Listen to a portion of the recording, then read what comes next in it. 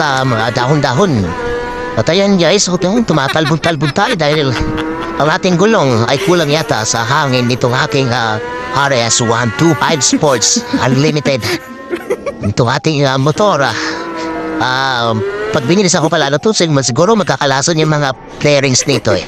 So hinto muna tayo at check ko yung aking video. Matatanggal na yung aking camera, ang aking sports camera na Hero. At at the same time, meron tayong 360 na ginagamit. Yung nakikita niyo, napakalinaw naman yung lahat mga gagagamit natin eh, mga high-tech to. O yan, tumatakbo tayo, no?